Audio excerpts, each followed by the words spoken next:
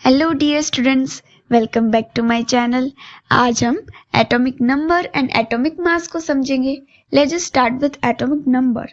सुनते ही हमें पता चलता है कि we are going to talk about something related to atom and number, right? So atom में होता है न्यूक्लियस और उसका होता है पॉजिटिव चार्ज।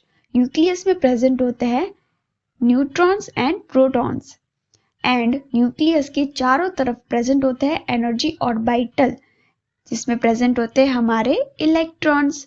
तो न्यूक्लियस का पॉजिटिव चार्ज मेनली प्रोटॉन की वजह से रिफ्लेक्ट होता है, क्योंकि प्रोटॉन का होता है पॉजिटिव चार्ज एंड उसका मास भी एक कंसिडरेबल अमाउंट का होता है।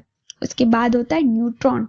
Neutron is a neutral molecule, इसका कोई चार्ज नहीं होता है एंड इसका mass is almost same to proton. तो प्रोटॉन और न्यूट्रॉन का मास ही न्यूक्लियस या तो फिर एटम का मास डिफाइन करता है, बिकॉज इलेक्ट्रॉन का जो मास है वो एकदम नेग्लिजिबल है, right? And then after electron का जो चार्ज है वो है totally opposite to the proton which is negative charge.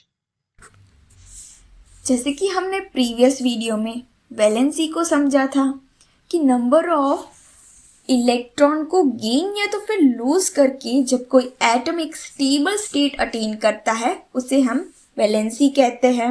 इस हिसाब से प्रोटॉन हमारे लिए बहुत ही ज़्यादा इम्पॉर्टेंट हो जाता है, because number of proton is equals to number of electrons.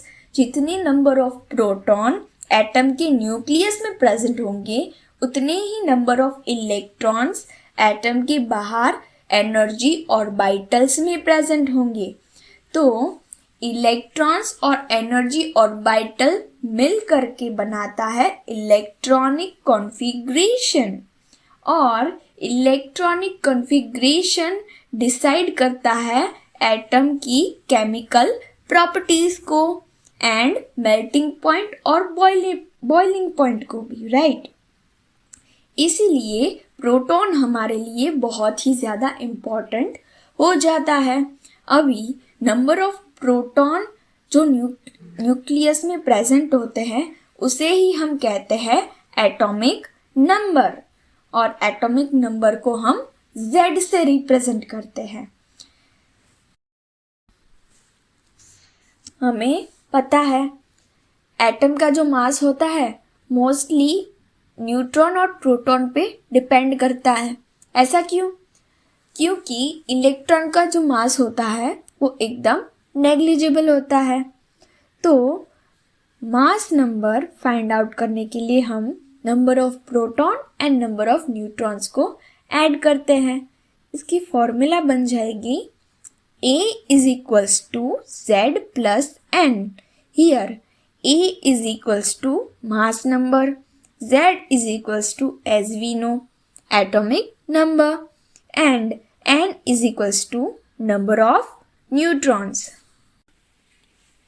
Now moving on, ये टेबल में हम ऑब्जर्व कर सकते हैं को एक एलिमेंट का atomic number, number of neutrons and mass number. जैसे कि हाइड्रोजन का एटॉमिक नंबर होता है 1 और उसमें न्यूट्रॉन्स नहीं प्रेजेंट होते हैं, तो हाइड्रोजन का मास नंबर हो जाएगा 1। ऐसे भी हाइड्रोजन आते हैं जिसके एक नंबर ऑफ न्यूट्रॉन्स होंगे या फिर 2 नंबर ऑफ न्यूट्रॉन्स होंगे, तो वो हम हायर स्टैंडर्ड्स में स्टडी करेंगे। अभी हम फॉर नाउ कंसिडर करेंगे कि हाइड्रोजन में कोई भी न्यूट्रॉन्स नहीं होते, इसलिए हाइड्रोजन का मास नंबर हो जाएगा 1। Now let us take one example.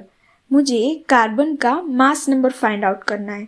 I will use this same formula, A is equals to Z plus N. Mass number is equals to number of proton plus number of neutrons. तो carbon का atomic number होता है 6 and neutrons होते हैं carbon में 6। सो 6 plus 6 which is equal to 12. Carbon का mass number हो जाएगा 12। नाउ मुझे एक ऐसा तरीका चाहिए जिससे मैं कोई भी एलिमेंट का मास नंबर और एटॉमिक नंबर एक साथ लिख सकूं। इसे रिप्रेजेंट करने का एक तरीका है, जैसे कि हम सबसे पहले सिंबल ऑफ एन एलिमेंट लिखेंगे, देन आफ्टर उसके लेफ्ट साइड अपर कॉर्नर में हम लिखेंगे मास नंबर और उसके नीचे atomic number. Let's just take an example of lithium. Lithium का सिंबल होता है Li एंड उसका मास नंबर होता है 7 एंड उसका एटॉमिक नंबर होता है 3। लिथियम को हम ऐसे रिप्रेजेंट कर सकते हैं। Thank you.